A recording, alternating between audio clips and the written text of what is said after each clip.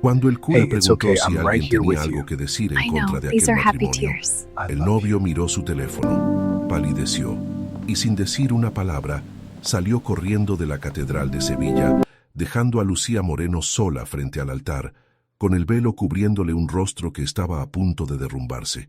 300 invitados contuvieron el aliento.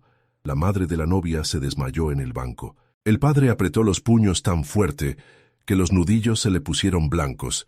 Lucía tenía 29 años, un vestido de novia que costaba más que 8 meses de su sueldo como maestra de primaria, y un corazón que se estaba rompiendo en 1000 pedazos delante de todos los que conocía. Fue en ese momento cuando un hombre se levantó de la última fila, un hombre que Lucía nunca había visto, alto, elegante, con un traje que probablemente valía más que toda la ceremonia. Se acercó al altar con paso seguro y le susurró algo al oído.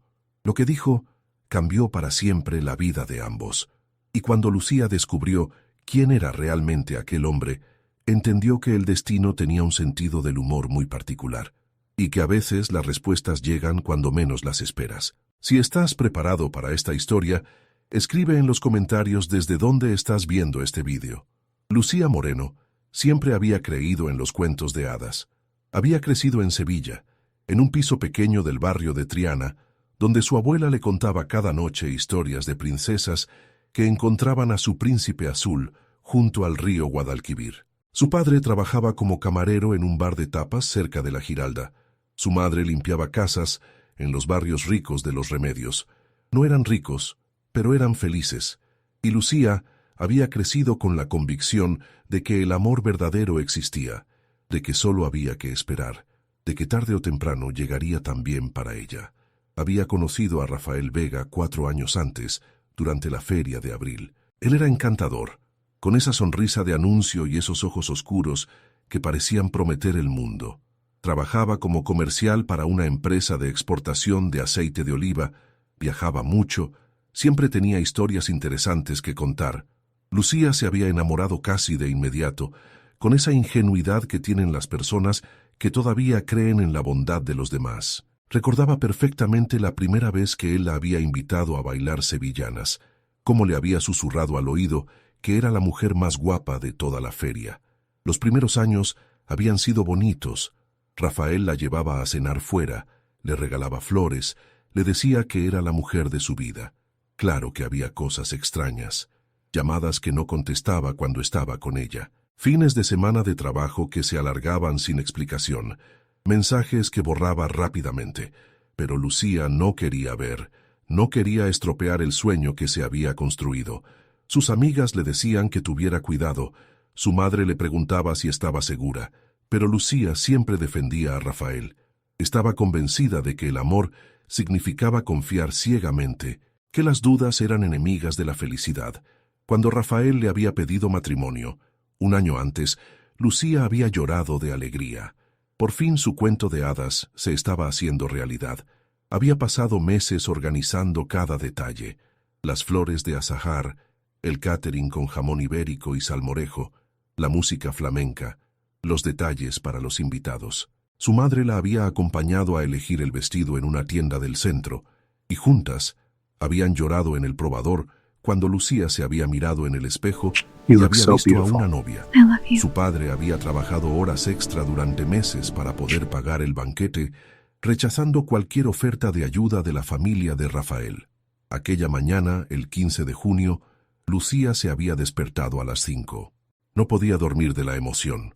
Había mirado por la ventana el sol que salía sobre Sevilla, tiñendo de dorado las torres de la Plaza de España, y había pensado que aquel iba a ser el día más bonito de su vida. El olor a azahar entraba por la ventana abierta, mezclándose con el aroma del café que su madre había preparado. Era el día perfecto para una boda sevillana. La peluquera había llegado a las 7, el maquillaje a las 8, las damas de honor a las 9 con sus risas nerviosas y los vestidos color coral que Lucía había elegido con tanto cariño.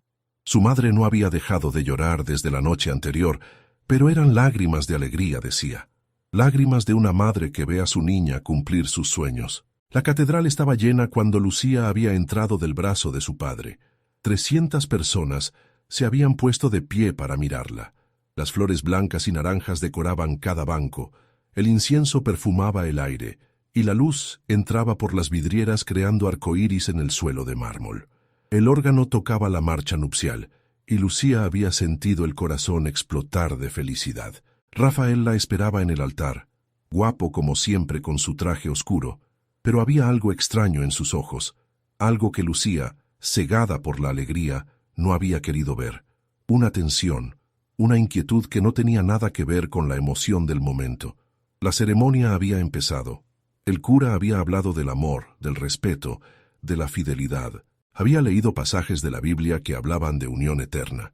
Y entonces había llegado el momento que lo cambiaría todo.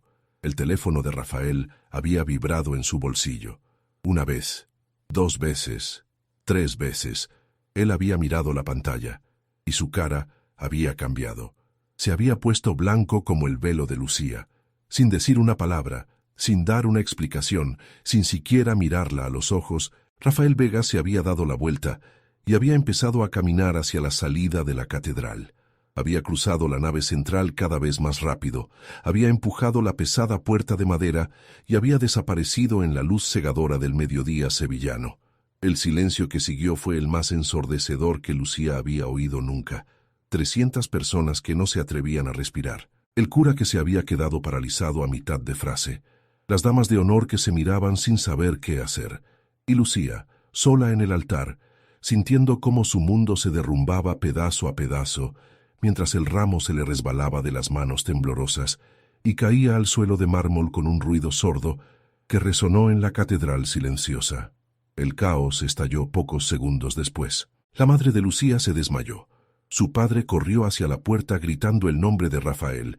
Las damas de honor se precipitaron hacia la novia, que parecía una estatua de sal. Los invitados empezaron a hablar todos a la vez, un murmullo que crecía como una ola, mezclando conmoción, indignación y ese placer morboso que algunos sienten ante las desgracias ajenas. Lucía no podía moverse, no podía pensar. Veía las bocas abrirse y cerrarse a su alrededor, pero no oía los sonidos. Era como si estuviera bajo el agua, en un mundo donde todo se ralentizaba y perdía significado. Sentía las piernas ceder bajo el peso del vestido, pero no podía hacer nada para impedirlo. Fue en ese momento cuando lo vio. Un hombre que se levantaba de la última fila, donde se sientan los que llegan tarde o los que no quieren llamar la atención. Era alto, con el pelo oscuro apenas canoso en las sienes, un rostro de rasgos decididos y ojos de un azul intenso que parecían ver más allá de las apariencias. Llevaba un traje gris oscuro hecho a medida, de esos que se reconocen incluso de lejos, por cómo caen perfectamente sobre el cuerpo.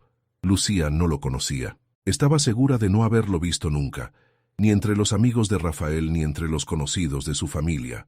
Sin embargo, aquel hombre estaba caminando hacia el altar con una seguridad que parecía fuera de lugar en aquel momento de caos total.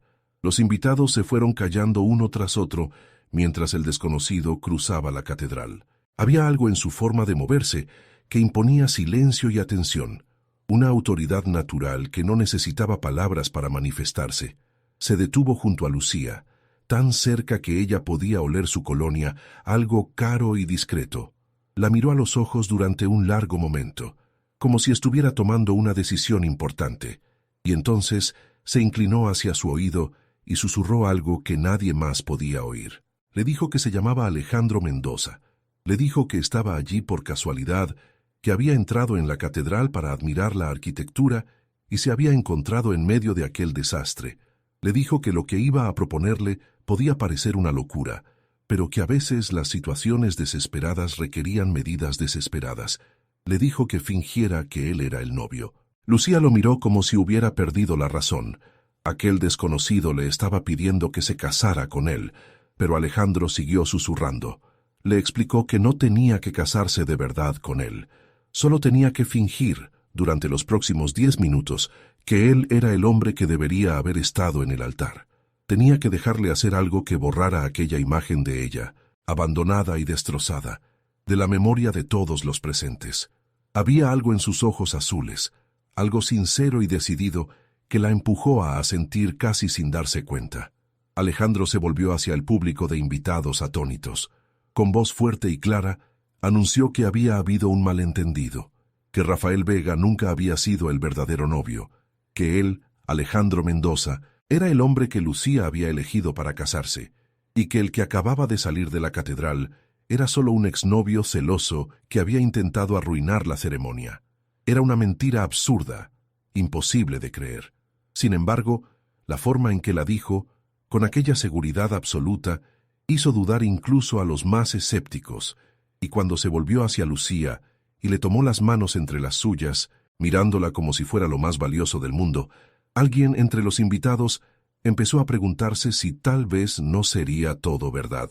El cura, confuso pero aliviado de tener una salida de aquella situación embarazosa, preguntó si los dos querían continuar con la ceremonia. What's wrong? Talk to me. Alejandro miró I a don't know if Lucía. I can. Le estaba pidiendo It's okay, permiso I'm en here. silencio, I'm so scared. con aquellos ojos azules que parecían entender exactamente lo que ella estaba sintiendo. Y Lucía, en lo que fue quizás el momento más loco de su vida, dijo que sí. La ceremonia continuó como en un sueño, o tal vez como en una pesadilla de la que Lucía no conseguía despertar. Las palabras del cura le llegaban amortiguadas, como si vinieran de muy lejos. Sentía la mano de Alejandro que apretaba la suya, cálida y firme, un ancla en aquel mar de confusión. Cuando llegó el momento de intercambiar los anillos, hubo un instante de pánico. El anillo que Lucía tenía para Rafael nunca habría encajado en el dedo de aquel desconocido, pero Alejandro, con una naturalidad que la dejó sin aliento, sacó del bolsillo de la chaqueta una alianza de oro blanco que le puso en el dedo, como si siempre la hubiera llevado consigo, como si este hubiera sido siempre el plan. Cuando el cura los declaró marido y mujer, Alejandro se inclinó hacia Lucía. Por un momento aterrador ella pensó que la iba a besar, pero él se limitó a rozarle la mejilla con los labios, un gesto tierno y respetuoso que hizo suspirar de alivio a más de uno. Salieron de la catedral juntos, de la mano, bajo una lluvia de arroz que los invitados lanzaban más por inercia que por convicción. La madre de Lucía miraba a aquel desconocido con una mezcla de gratitud y sospecha. Su padre apretaba los puños, sin saber si dar las gracias a aquel hombre o preguntarle quién demonios era. ¿Te está gustando esta historia? Deja un like y suscríbete al canal. Ahora, continuamos con el vídeo. Alejandro guió a Lucía hacia un Mercedes negro con chofer, el tipo de coche que Lucía solo había visto en las películas. El chofer abrió la puerta sin decir una palabra, como si estuviera acostumbrado a situaciones fuera de lo común. Una vez dentro, Lucía se dio cuenta de lo que acababa de hacer. Se había casado con un desconocido, legalmente, delante de Dios y de los hombres. Empezó a temblar. No podía parar. Alejandro se quitó la chaqueta y se la puso sobre los hombros, un gesto sencillo que de alguna manera la ayudó a respirar. Esperó a que los temblores se calmaran, a que las lágrimas dejaran de correr. No dijo nada, no intentó consolarla con palabras vacías, simplemente estuvo presente, en silencio. Lucía le preguntó quién era. Le preguntó por qué había hecho lo que había hecho. Le preguntó qué quería a cambio, porque nadie hace nada gratis. Alejandro la miró largamente antes de responder. Le dijo que era empresario, que tenía varias empresas en España y en el extranjero. Le dijo que era viudo desde hacía 3 años, que su mujer había muerto de cáncer y que desde entonces no había encontrado a nadie con quien quisiera compartir su vida. Le dijo que su hermana había sido abandonada de la misma manera 15 años antes y que el recuerdo de aquel día todavía lo perseguía. Le dijo que no quería nada a cambio, que podían anular el matrimonio al día siguiente, que nadie sabría nada. Lucía le preguntó cómo era posible que tuviera un anillo preparado en el bolsillo, si de verdad había entrado en la catedral por casualidad. Y Alejandro sonrió por primera vez, una sonrisa que le iluminó el rostro y lo hizo parecer de repente más humano. Le dijo que siempre llevaba consigo la alianza de su mujer en memoria de ella, que cuando había decidido intervenir, había pensado que a ella no le habría importado que la usara para ayudar a otra persona. Fue en ese momento cuando Lucía empezó a pensar que tal vez, en medio de todo aquel desastre, el destino le había enviado algo inesperado. Las semanas siguientes a la boda fueron las más extrañas de la vida de Lucía. Alejandro la había llevado a su casa en las afueras de Sevilla, una finca con olivos y vistas a la campiña andaluza que quitaba el aliento. Le había dado una habitación para ella sola, y nunca había intentado cruzar aquella puerta sin ser invitado. Vivían como compañeros de piso educados, compartiendo las comidas y alguna conversación.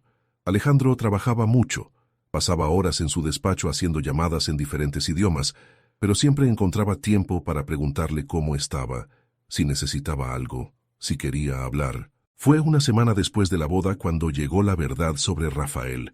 Su prima Carmen le envió un enlace a un artículo de Internet, un artículo de prensa local que contaba la historia de un hombre de Sevilla detenido por estafa sentimental.